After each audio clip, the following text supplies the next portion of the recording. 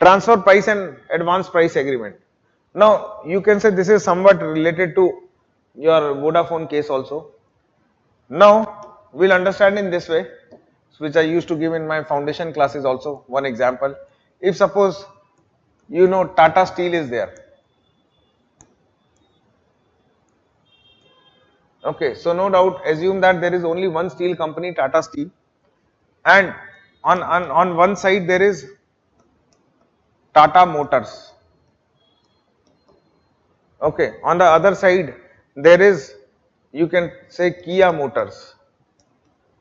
Now both the companies, Tata Motors and Kia Motors, they are making cars. They are manufacturing, or you can say manufacturing or assembling cars in India. Okay. Now, no doubt, both the companies need steel to make the car. Now, for example, they both approach to the Tata Steel.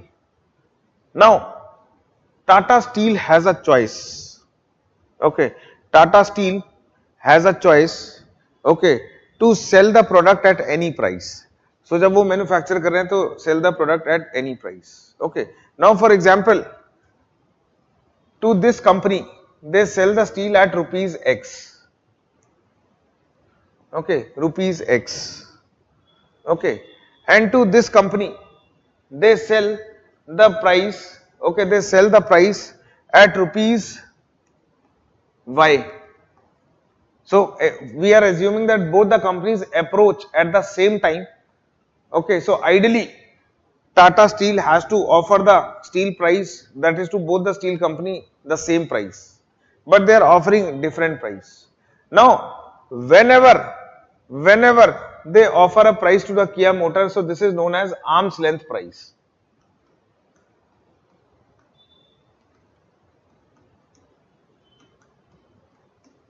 Okay, and this price is known as transfer price.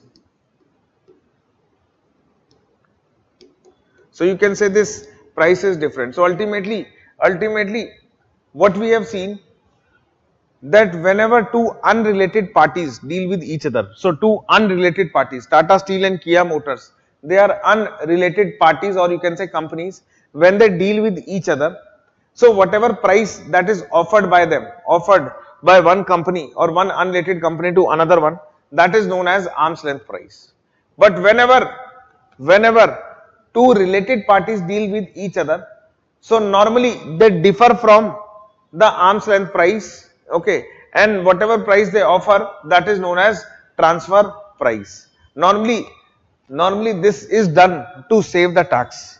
Normally this is done to save the tax. So that is why our tax authorities want that if you are offering some different price, okay, some different price than the arm's length price, then you have to tell us in advance that what price you are going to offer, and that agreement is known as advance price agreement.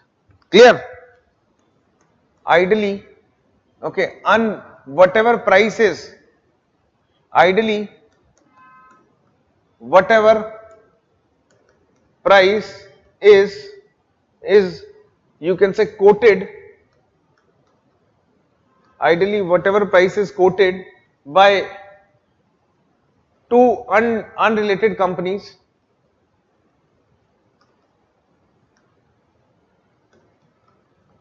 ideally whatever price is quoted by two unrelated companies, which is known as arm's length price,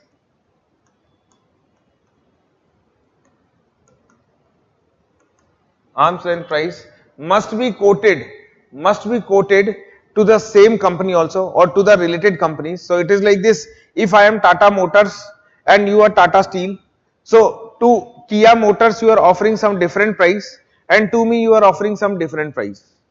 Okay, now ideally whatever price you are offering to the Kia Motors, the same price you must offer to me.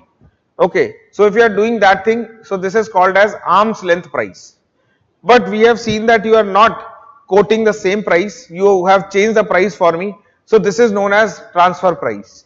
Now why this has been done, that why you are not quoting me the arm's length price, okay, or you are quoting me different price than the arm's length price, in order to save the tax.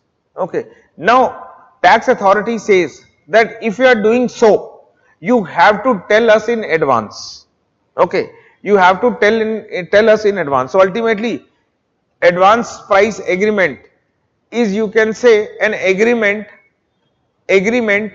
between, like in our example, it is an agreement between Government of India, or you can say tax authority, Tata Motors and Tata Steel. Okay, Tata Motors and Tata Steel. So ultimately, whenever any company is offering transfer price to any related company, so they have to sign advance price agreement. Clear?